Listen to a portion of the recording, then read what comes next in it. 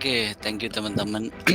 Untuk kesempatan kali ini aku mau bahas soal GitHub Codespace. Mungkin teman-teman udah pada tahu ya. Mungkin ini udah lama juga sih. Tapi kemarin aku nggak sengaja lihat itu pas buka GitHub dan ternyata ini sebenarnya menjawab keresahanku sendiri.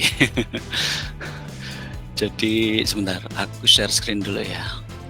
Oke, ini GitHub Codespace. Jadi ini semacam kayak lokal kita coding tapi ini di cloud. Jadi kita bisa coding dari cloud itu sendiri. Kenapa kok ini menjawab keresahanku sebenarnya beberapa sebelum ini, maksudnya dari experience-ku kerja di project itu biasanya ada suatu waktu biasanya aku harus ngerjain 2 fitur yang berbeda dan itu juga perlu config yang berbeda, terus kemudian ada workaround di code-nya, misal di komen atau kita tambah code atau apalah itu juga berbeda. Nah ini pernah kejadian, sebenarnya workaround-nya aku biasanya pakai stash di lokal, di stash untuk fitur A, stash untuk fitur B, itu kerja di lokal yang tidak perlu kita commit.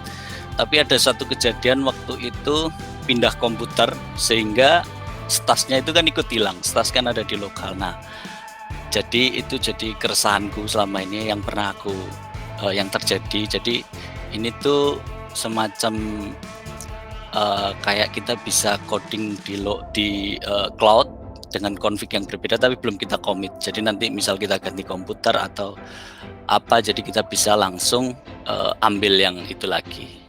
Terus kemudian kemarin aku juga udah bikin satu contoh ya, ini yang tes ini sebenarnya aplikasi Swagger biasa, web API.NET web API biasa untuk yang kemarin research. Jadi di sini sebenarnya sederhana sih. Kok lama ya? Bernama ini bikin kontainer baru kayaknya. Iya kayaknya. Spin up kontainer baru. Sepertinya. Nah, kayak gini kita bisa coding di cloud nih. Ini lebih ke cloud programming ya. Kita bisa kerja di sini. Terus, nah ini kemarin harapanku sebenarnya adalah ketika aku run di sini tuh bisa jalan langsung dari cloud, tapi ternyata nggak bisa. Tapi aku coba ini aja, coba aku demoin. Oke, misal kita .NET Run.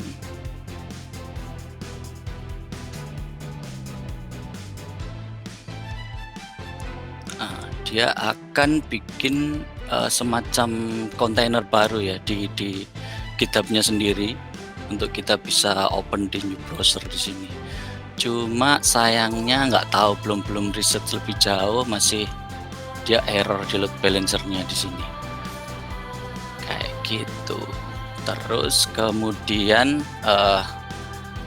workaround-nya adalah aku coba jalanin, karena sebenarnya kan code-nya di cloud ya. Aku coba jalanin pakai Visual Studio Code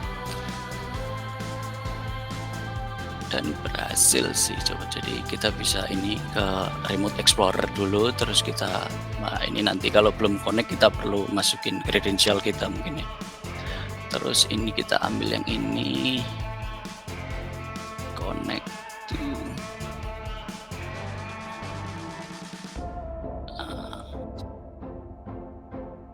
ini yang aku rasa sangat bermanfaat kalau kita pindah-pindah komputer kayak gitu. Jadi kita bisa ngambil langsung code-nya di cloud sama settingan-settingan yang belum kita commit. Seperti ini, kita coba dari sini.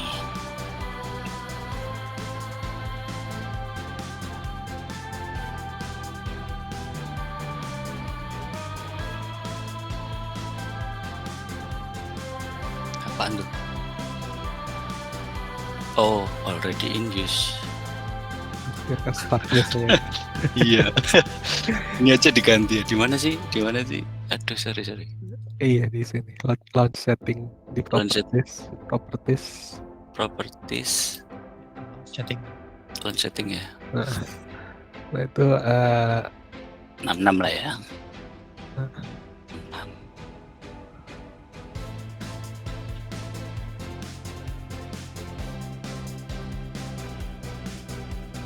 Oke, dia di mana dia? Nah, ini dia. Oh, ini belum di-announce.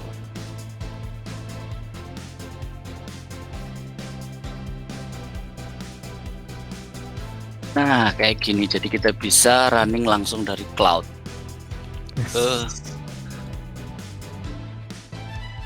Kalau kita dan juga kalau aku coba-coba di sini itu dia real time sih. Misal kita update ini ya, code-nya ini ABCD gitu misalnya, ABCD gitu. Kita save, nanti yang di cloud itu bakalan, nah ini real time, semacam dia mungkin pakai socket programming ya, pakai signal air semacam kayak gitu sih. Kayaknya cukup sih Mas Frandi dari aku. itu aman tapi ya kita masukin kayak kredensial di sini. Nah itu ya, itu aku baca-baca ada kemarin mana ya, kita harus assign user yang, maksudnya di GitHub-nya itu harus kita assign user yang memang punya akses ke situ. Harus apa namanya, kita harus pilih-pilih user yang bisa akses, itu harus kita pilih-pilih sebenarnya. Iya. Tapi private ya, selama ya orang lain nggak punya akses ke code space ini, mestinya datanya ini kan aman ya. Ini kan per user ya kalau nggak salah. Kalau kita buka di ininya terus ke sini, nah ini kan per user nih. Iya, kemarin juga aku sempat concern ke situ sih, karena ini kan di cloud tuh, certificate secret itu. Nah itu, tapi kita bisa, best practice-nya itu harus user yang berkepentingan doang, jangan semua user kamu akses kayak gitu sih katanya dia. Ya, login ke GitHub-nya gimana? Maksudnya biasanya kan pakai token gitu kan. Biasanya udah nggak mau nih pakai password gitu untuk GitHub. Kayak misalkan di Azure DevOps kan, kalau mau ambil dari GitHub itu udah nggak mau pakai personal access token. Nah ini gimana? Ngonekin Visual Studio-nya ke GitHub-nya? Harus ada login dulu atau? Oh, harus ada login ya, login kredensial kita, user sama password. Kayaknya sama aja.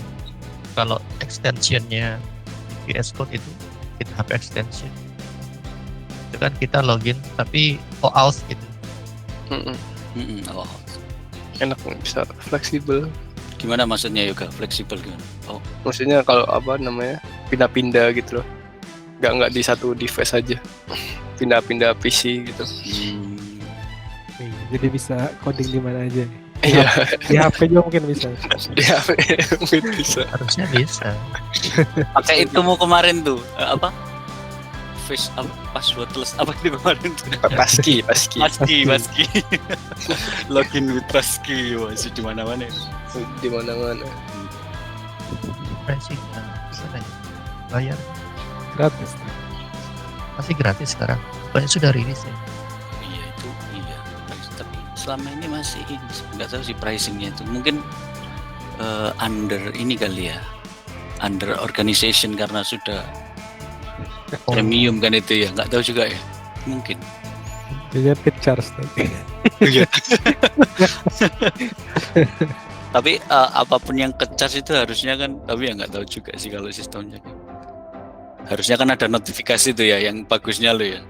Kamu mau pakai ini, nanti kita charge gini lo ya, gitu. Harusnya. Tapi nggak tahu juga.